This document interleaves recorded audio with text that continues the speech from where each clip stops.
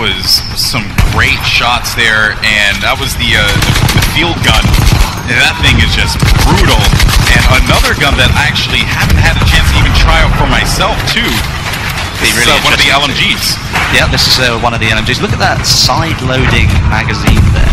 That's a little bit different. This is one of the things about weaponry back then. I mean, each army had their own way of doing things, and, you know, there wasn't one set way. So, like, you can see it in the tanks. You can see the German tank is very different to the British tank, and that's exactly the same with the weaponry. I mean, they may have thought this might be a good idea.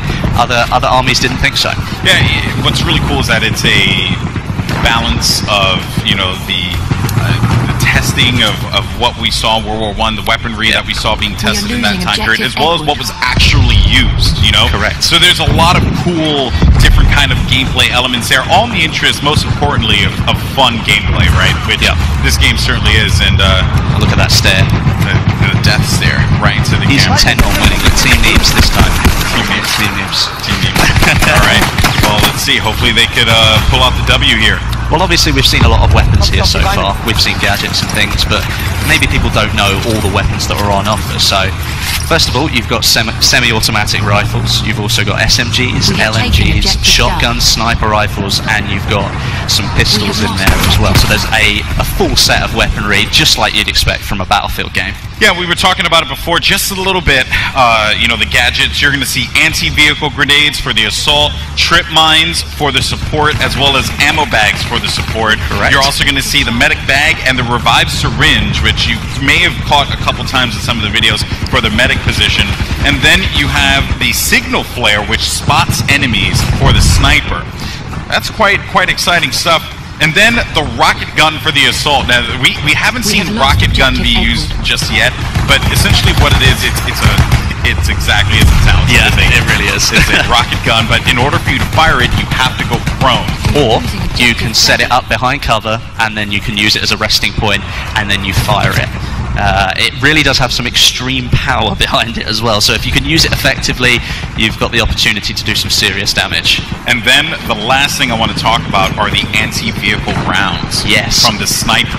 And I actually had a chance to use these earlier when we were setting up the gameplay arena, and well, you can, as it says, you can do damage to vehicles with your sniper rifle, but you have to sacrifice your weapon really, because you change and you move from firing normal rounds into using something that is purely designed to take down vehicles. Now obviously it's nowhere near as effective as like the anti-tank grenade, but you've still got the opportunity as the scout class to just honing in on a gunfight there, but you have the opportunity to maybe help your team take down a vehicle. You could take it down if it had a little health left, but you still feel like you've actually got a chance in that fight between you, just one infantry player, and a massive tank. And I have to say, man, X Factor has been so impressive. He's been a one-man army, going for the tanks, going for the close-range gameplay, even playing some range. And just look at the way that he is absolutely lighting up the other team. They are approaching him from all angles, and he is holding it down. I believe this is his teammate as well. No, that was not. There's evidence by that there. So that was Doom 49 coming in hot with that pick. Good stuff by Doom there. Yeah, definitely. I mean, look at all the concentration here. All of it going straight into the game. Every one of them intent on getting the points that they want, trying to capture those objectives. Yeah, and also I just want to highlight something too. So you guys may have noticed that you see a couple doors, scattered about. And here's the good news. There's this really cool and a good revive there. Nice. Fantastic. Nice to see. That was going to be Matt there with that revive. So I just want to note one of the coolest things that they added in Battlefield 1 is the charge through a door. So you close the door, you think to yourself, man, I have security. I feel good, Westy. I'm protected. No, you are not protected, my friend, because I can charge right through that door and say, here's Johnny. It's awesome. I love it. You don't have to stop at the door anymore, which is actually a limitation of some of the older games where you had to wait for the pop-up to come up, and then you could open the door again. You could, of course, blow the door off and then not have that option, but now you've got literally just charge straight through it, full speed, and you don't have to slow down, and the enemy doesn't have that chance to get away anymore. Great shots there. A little bit of a bombing run. Ooh, nice. Not bad. And again, they have so many great players here, from guys who come from the Battlefield community, popular content creators, and of course our celebrities that are here playing today. So you're seeing just a diverse mix of skill here. But what's really cool and always impresses me is air gameplay, man. Because I can't control a plane to save my life. It is like the saddest thing. Someone watched my stream. I remember one time I hopped into a jet, and then the jet blew up the second I got inside of the jet. I don't even know what I did. I have no idea. I did it. I said I committed. I took myself up. Wesley, please. I don't know what to do here, man. Well, looking at this, I mean, we were looking actually at a semi-automatic rifle there. And you have to load every single bullet. So, you've got to be really careful if an enemy's sort of hanging around. Maybe you don't want to fully load all of those bullets, and maybe you want to switch to your sidearm. Might be a little bit more helpful in that situation. Yeah, and the sidearms, too, they have a lot of kick to them as well. Definitely. In previous Battlefields, I would be able to whip out the sidearm and get some reasonable shots at a distance. This time around, though, not the same thing. That gun has a lot of kick to it, as do a lot of the weapons in this game. They have a lot of kick. A lot of different bullet drop as well as drag. There's just a lot of different gameplay mechanics at play here. And also, you had mentioned before, or you alluded to it, Wes. You pointed to me, the airship has arrived. Yeah, it's coming back in again, so we might get a shot of that in a minute. And actually, what we should do is maybe just go into a little bit more about the airship, and maybe see if we can show some of the power that it possesses, because it was good to see people firing off some of those shots, showing what damage it does on the ground. Be interesting to see. Feels bad, man. No, he's typing it. Here it comes. Bad, here it comes. It's great.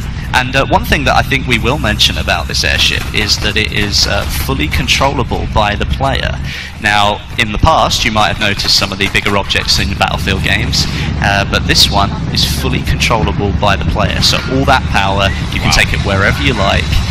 But obviously, it's a huge object in the sky. It's not like it can turn around in a couple of seconds, so if you want to go somewhere, you better pick that out in your head just as you start using it, and then head for it. Don't change your mind, because it takes a long time for it to move around.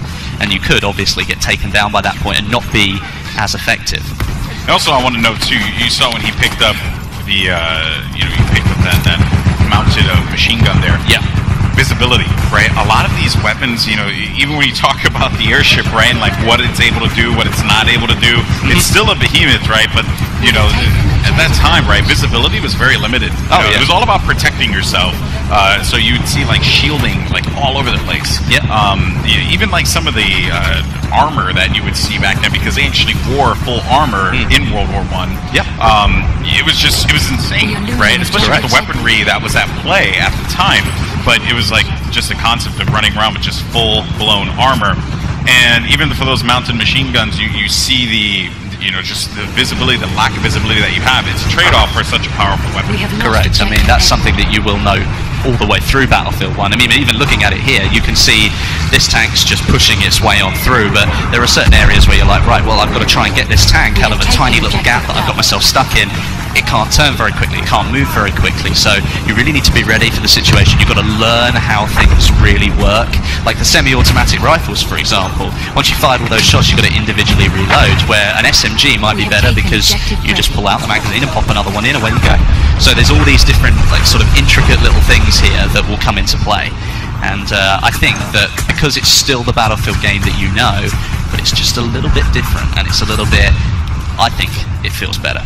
It's guys, I'm not even kidding, this game is look at this, nuts. See the top mounted magazine there getting right in the way, like what you were saying. It's people thought that was the best way to do things. We'll get it top loaded so it's easier to fit a new magazine in. Oh well, but it's right in the middle of my face, so it's just one of those things. Yeah, now of course we have just an update to the score there. It seems like the German Empire is doing a really good job continuing to rack up points. We have just under, I believe, 3 minutes or 4 minutes for this game before it concludes, and a great run here with the plane. Does a substantial amount of damage there, coming back in for another run. And there's a lot of things that we can cover about this game.